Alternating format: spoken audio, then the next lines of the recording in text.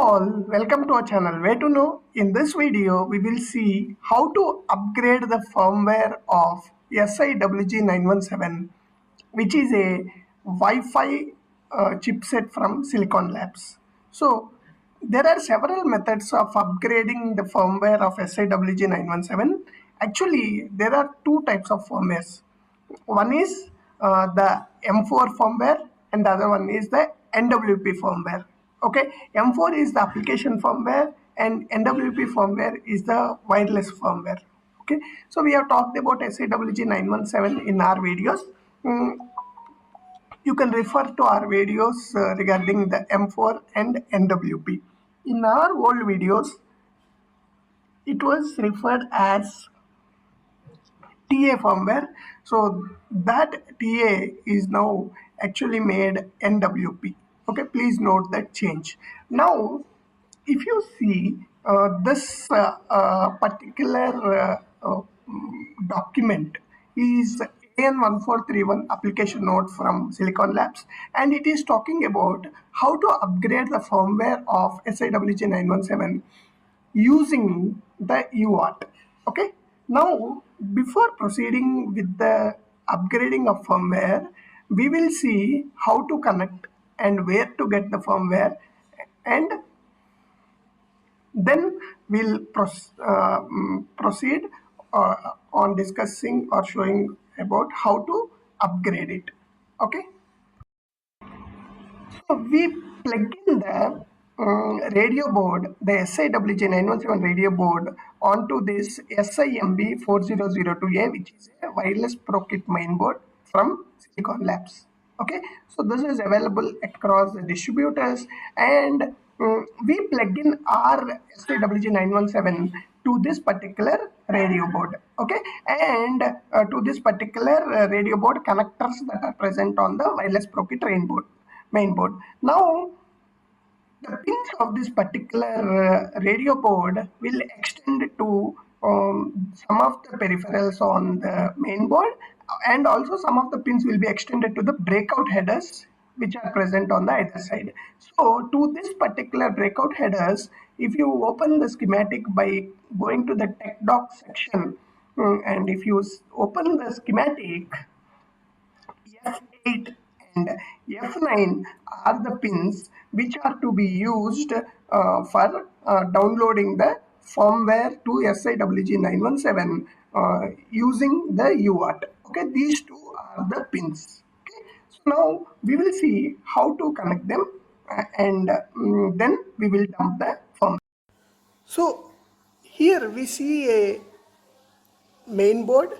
Okay, and then on the top of the main board, the 4338 board, which is the SiWG917 radio board, is plugged in. Okay, you see here, this is a UART to USB transceiver. Okay, so this side will be plugged into the computer, and this is the Silicon Labs CP2102 chip, and this has the TTL on the other side.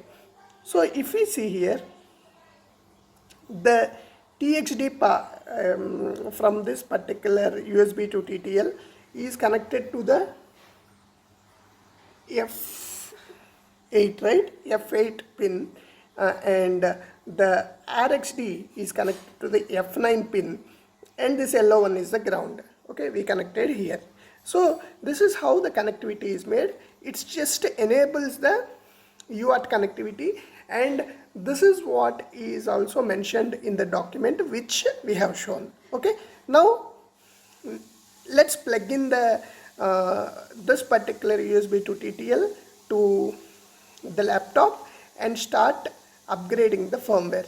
So one point while upgrading the firmware, so to first of all get it into a bootloader mode and help us program, so what we have to do is we have to keep pressing this USB button. Okay, and there is a reset pin here, you can see here. Okay, so this particular reset pin. Okay, and while keeping on pressing the reset button, okay, just press the reset and release and then release the ISP button. This enables the SiWG917 to go to the bootloader mode. Okay, and then we can load our NWP firmware. Okay, let's now look at the serial terminal and see what happens after pressing those buttons. Now let us see how to download the firmware using Terraterm. So when you open Terraterm, you see the following option.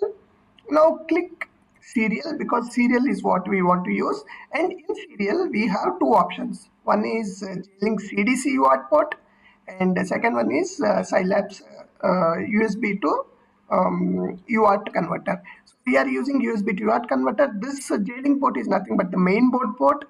We are, as we mentioned, we plugged in the USB and select this.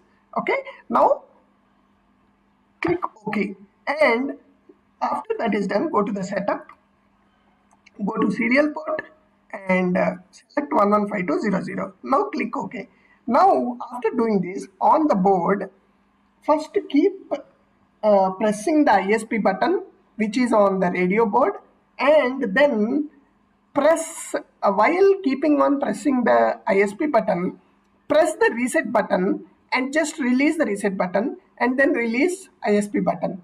After you do that, press any key on the keypad, any key. It gives you prompt as enter U. Now click shift U and it gives you all the options to download the firmware. Here we want to download the wireless firmware, so here we are going to give control B, and then we are going to give 0, which asks for NWP firmware, which is start.rps. Now where do you get this NWP firmware? So here Silicon Labs /Voice Connect is the Git folder where you can get the Voice Connect SDK release. Right now you see here, this is the SDK release which has v3.4.2, and in this you can see something called connectivity firmware. Okay, under this you have two options called light and standard. The difference between light and standard is which IC, SiWG917 IC you want to use. Okay, for SiWG917 LGTBA you have to use 2.x.rps, whereas other OPNs you have to use 0.x RPS file. Okay, what is this is if you go to the data sheet, okay, you can see the SiWG917 ordering option, and here as per that you can see this is 110L. Okay, this L is here instead of M. If you see what is L, that means 4 MB in package flash. Okay, for that particular flash option you need to use the other connectivity other RPS file, whereas for all other ICs we have to use this. So for now we use 0.5. okay, so now you can see here there is a 0.5.rps here. Click on it, get it downloaded. Now you go to the Terraterm. Okay, and now you have the send NWP firmware ready. As we have seen, go to the file, click on transfer, commit. We are going to use the commit protocol and click on send. Now once that is done, select the .rps file. So now you can see here we are actually upgrading the NWP firmware onto the SiWG917 board that is connected on the main board of Silicon Labs. So this is how we upgrade the firmware.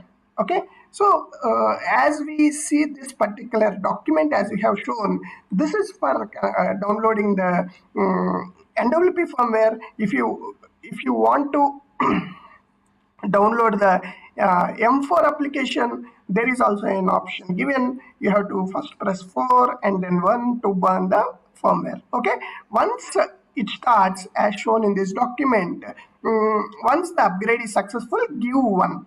Okay, the message output loading is displayed. Now it is safe to exit from the firmware. As you can see here, with a baud rate of 921600 itself, it takes 85 seconds. Whereas we have 115200, so it takes some time for the download.